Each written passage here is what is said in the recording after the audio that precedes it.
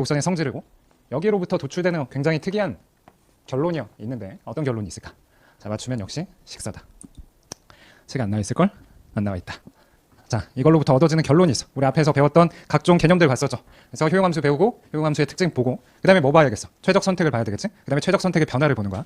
최적 선택의 변화는 어떤 효과가 있었어요? 예산선이 바뀌면 최적 선택이 바뀌는 거였어. 그래서 소득이 바뀔 때, 그 다음에 가격이 바뀌었을 때 소득 효과, 가격 효과였지, 그치? 그래서 이로부터 좀 특이한 성질이 나타나는데 시험에서는 얘가 많이 나오니까 얘 가지고 나한테 설명을 해본다.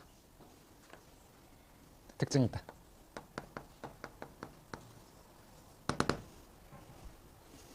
(20초) 준다. 어떤 특징이 있을까? 뭐라고?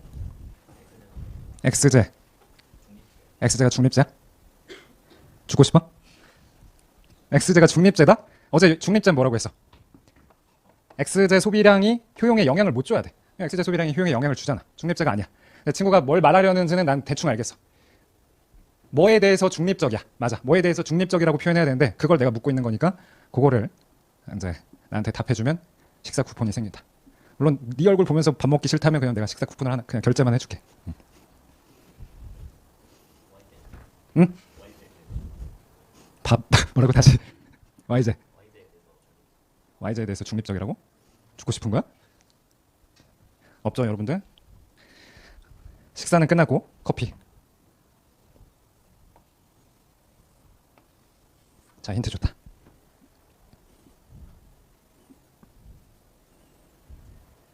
대체 효과. 대체 효과가 없다. 대체 보상 수요가 수직선이다. 두 개 같은 얘기인데 대체 효과가 없다. 보상 수요가 수직선이다. 방금 완전 보완제에서 배운 거야. 완전 보완제에서 대체 효과가 없어서 대체 효과가 없다는 게 보상 수요. 대체 효과만을 반영하는 보상 수요는 변하지 않아서 수직선이었어. 둘이 같은 얘기를 하고 정확히 둘이 틀렸어. 그렇지, 찍는 거지. 대체 효과 아니면 소득 효과니까 소득 효과가 없겠지? 일단 맞추긴 했어. 자, 소득이 증가할 때 최적 X제 소비, 내가 그래프를 잘 못 그리긴 했는데 만약에 여기서 접했다고 보세요. 그럼 소득이 증가할 때 PY분의 PX는 고정돼 있지, 그치? 그럼 여기서 접했다는 거는 소득이 증가할 때 예산선 기울기 바뀌지 않으면서 내가 아까 뭐라고 했었냐면 무차별 곡선이 평행 이동한다고 했었어. 그러면 여기서 접하면 그 위에 바로 뭐라고 해야 되지? 바로 위에서 즉 X제 소비량 변화 없이 여기서 또 접하게 된다는 거야. 무슨 얘기냐? 수식적으로 보여주면 더 정확한데, 자, MRS 아까 이 PY분의 PX가 같아지는 게 최적인데 이게 최적 조건이라고 배웠죠? 그럼 지금 이 예에서는 MRS가 뭐였다? 루트 X분의 1이 주어져 있고 PY분의 PX가 있겠지. 그러면 이제 X제 소비량은 어떻게 결정된다는 거야? 어떻게 돼요? 양변에 제곱하면, 자, 차근차근 양변을 제곱하면 X분의 1이 PY분의 PX의 제곱이 되지. 그러면 X는 어떻게 돼요? 이것의 역수잖아. 그치? 그러면 PX분의 PY 제곱이 된다는 거야. PX분의 PY 제곱. 그 얘기는 무슨 얘기냐? YJ 가격과 XJ 가격이 주어져 있어. 이거 숫자지. 계속 숫자. 그러면 X제 소비량은 이렇게 결정된다는 거야. 만약에 YJ 가격이 1,000원, XJ 가격이 500원이다. 그러면 X제 소비량이 얼마다? 4가 된다는 거야. 그래서 이제 그래프가 조금 요 예와는 좀 다르니까 PY분의 PX가 2분의 1 약간 좀 달라서 정확히 딱 아다리가 맞진 않았는데 X제 소비량이 고정돼 있다는 거야. 그래서 뭐가 없다? 소득 효과가, 소득이 변해도 X제 소비량이 변해요, 안 변해요? 안 변하죠. 여기에 소득이라는 변수가 있어요, 없어요? 없지. 원래 우리 수요 함수는 PX, PY, M의 함수였는데 아까 콥더글러스에서는 X제 수요 함수가 2px분의 뭐 알파 플러스 베타분의 알파 계속 썼던 거지. 아니, px분의 알파 플러스 베타분의 알파 이렇게 돼서 py에는 영향을 안 받는 거, 그걸 교차 탄력성이 0이다 이렇게 설명한 거고, 지금 준선형 효용함수에서는 이걸 자세히 봤더니 px랑 py에 대해서는 영향을 받아. 영향을 받지. 근데 뭐에 대해서는 영향을 안 받아? 소득에 대해서는 영향을 안 받는다. 그럼 소득이 변하더라도 최적 소비가 변하지 않는다는 거죠. 그래서 X제의 소득 효과가 0이 된다는 거예요. 아시겠죠? 그럼 여기서 하나 더 질문을 해야 돼요. 자, 역시 질문하면 커피 20초 준다. 소득이 1000이면 어떻게 되냐? 자, 소득이 만약에 일단 커피 받았고 if 소득이 작으면, 친구가 얘기한 것처럼 소득이 1000이면 어떻게 될까? 여러분들 소득 1000원일 때 X제를 4개 사는데 얼마큼 돈이 들어요? 2000원이잖아. 소득 1000원인데 2000원 살 수 있어, 없어? 못 사지. 못 사. 그래서 준선형 효용함수는 굉장히 특이하게도 어떻게 나눠야 되냐? 이제 X제 소비량과 Y제 소비량이 있는데 이것도 좀 내용이 부실하니까 이것도 오늘 정리해서 추가적으로 나눠줄게요. 내일 나눠주는 거 붙이면 되고. 그래도 써요. 쓰면서 연습할 수 있으니까. 이걸 어떻게 나눠야 된다? 소득 구간별로 나눠야 돼. 그래서 소득이 얼마보다 클 때, 소득이 얼마보다 작을 때 이렇게 나눌 수 있는 거야. 네, Y제 소비량은 사실 크게 초점은 아니니까 X제 소비량 가지고만 설명을 해보면, 자, 소득이 충분히 크면 그냥 일반적인 경우야. 아까 설명한 것처럼 지금처럼 소득이 충분히 크면 그냥 그 구한가 px분의 py 제곱, 지금 얘에서는 4가 되겠지. 그래서 이런 식으로 수요 함수를 구할 수 있고, 소득이 작으면 어떻게 될까요? 0이야? 못 사니까 0이야? 4개를 못 살 뿐이지 0개를 소비할 필요는 없잖아. 4개는 못 사지, 그치? 근데 살 수는 있어. 어떻게 되냐? 소득이 작을 때는 X제만 소비해. 소득이 작을 때는 X제만 소비하다가 소득이 어떤 점을 지나면 그때는 이제 X제랑 Y제를 다 소비하게 되는 건데, 이게 무슨 얘기인지 봅시다. 준선형은 회계사에서 좋아하는 문제니까 잘 들어야 되는데, 사실 이것도 되게 직관적인 내용이야. 직관적인 내용. 일단 어떤 상황인지 봅시다. 자, 저 수치 예를 계속 갖고 와볼게요. Y제 가격 1000, X제 가격 500원. X제 가격 500원, Y제 가격은 1000원인 상황이다. 그리고 효용함수는 아까 뭐였었지? 2루트 X 플러스 Y. 그래서 MRS가 뭐였지? 루트 X분의 1. 이런 상황이었어. 그러면 여기다 그래프를 크게 그려보면, 자, 소득이 만약에 친구가 말한 것처럼 소득이 1000일 때, 소득이 2000일 때, 그러다가 뭐 소득이 4000일 때, 이런 식으로 그려봅시다. 그럼 소득이 1000일 때는 Y제만 사면 1개 살 수 있고, X제만 사면 2개 살 수 있지. 소득이 1000일 때, 소득이 1000일 때. 소득이 2000일 때는 X제만 사면 얼마? 몇 개? 4개 살 수 있고, Y제만 사면 2개 살 수 있지. 그래서 소득이 2000원일 때, 그다음에 이제 소득이 4000원일 때는 2배가 되니까 500원짜리 여기 2배. 여기가 되고, 여기는 이렇게 그릴 수가 있겠죠. 소득이 1000원일 때, 2000원일 때, 4000원일 때. 각각 절편은 2, 4, 8 이렇게 되겠네. 맞아요? 맞지? 어려운 거 한 거 아니지? 다 기본 설명한 거야. 자, 그러면 일단 소득이 충분히 크다. 소득이 4000원이다. 그러면 아까 설명했듯이 저기 나와 있듯이 X제 소비량이 어떻게 된다고 했었죠? X제 최적 소비. 아까 계산을 했더니 구간별로 달라지긴 하는데, 소득이 충분히 어떤 크리티컬 포인트보다 크면 어떻게 된다고 했어? PY분의 PX야? PX분의 PY야? 어?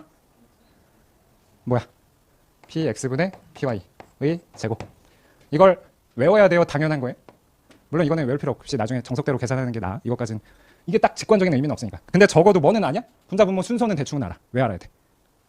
만약에 이게 PY분의 PX라고 해봅시다. 그럼 이게 말이 되는 수요 함수야? X제 가격이 비싸질 때 X제 소비가 늘어난다는 거야. 그건 무슨 경우를 빼고는 절대 없어? 기펜제를 빼고는 절대 없지, 그치? 기펜제를 빼고는 절대 없어. X제 가격이 비싸질 때 소비가 늘어나는 거. 그래서 당연히 그런 식도 당연히 잘 기억해둬야 돼. 이런 연습이 돼야지만 객관식 때 설령 못 풀더라도 보기 중에서 몇 개를 제거할 수 있거든. 그래서 그런 연습들은 당연히 생각하면서 연습이 되는 거고. 자, 그러면 소득이 4만 원일 때는 아까 X제 최적 소비, 지금 Y제 가격이 1000원이고 X제 가격이 500원일 때는 이 값이 4가 되는 거죠. 그러면 4개 살 수 있어요? 없어요? 4개 살 수 있어? 없어? X제 4개 살 수 있어? 없어? 4,000원 가지고 500원짜리 4개 살 수 있어? 없어?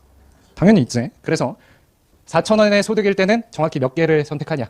4개를 선택한다. 여기 4개, 4개. 그럼 이제 무차별 곡선의 그래프로 그려보면 이렇게 여기서 접한다는 거죠. 여기서 접한다.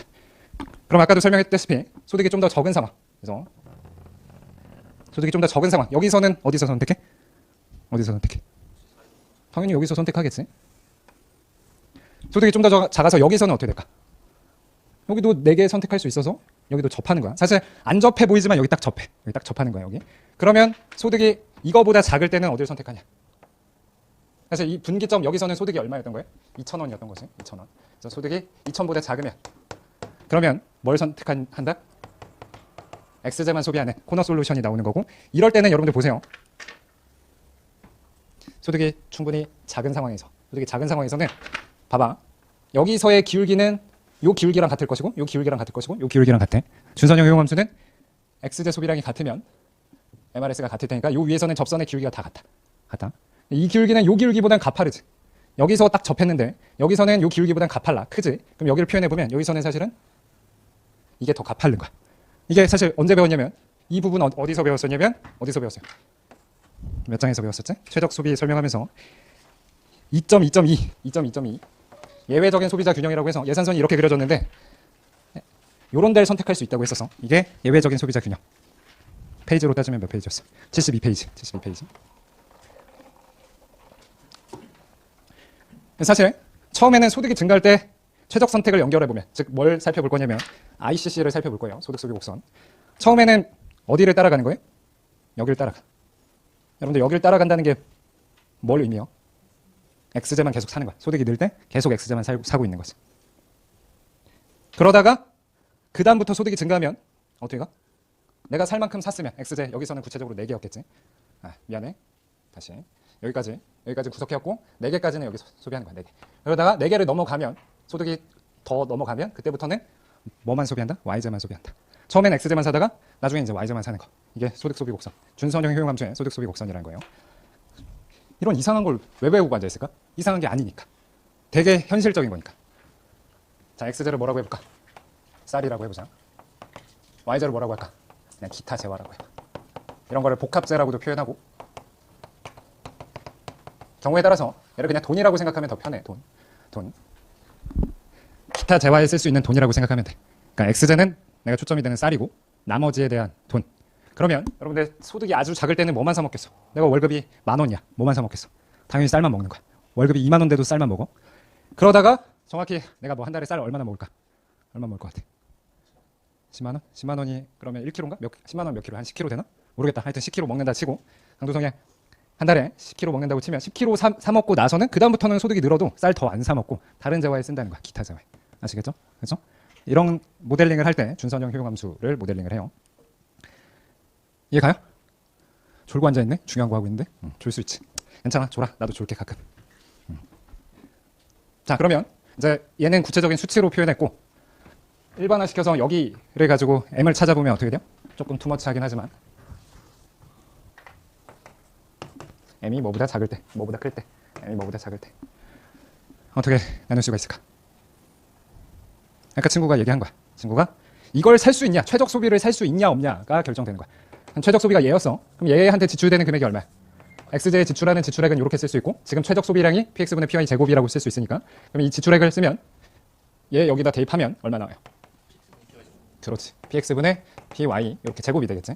그러면 소득이 얘보다 크면, 소득이 이걸 넘어서면, 최적 소비를 소비할 때 드는 돈, 얘를 넘어서면 그때는 X제 소비량이 고정되는 거고, 그거보다 적을 때 이 똑같은 값, X분의 PY 제곱보다 작으면 X제만 소비한다. 그래서 구체적인 어떤 값인지까지는 약간 투머치고, 이건 회계사 난이도보다도 더 투머치고, 직관은 일단은 뭐다?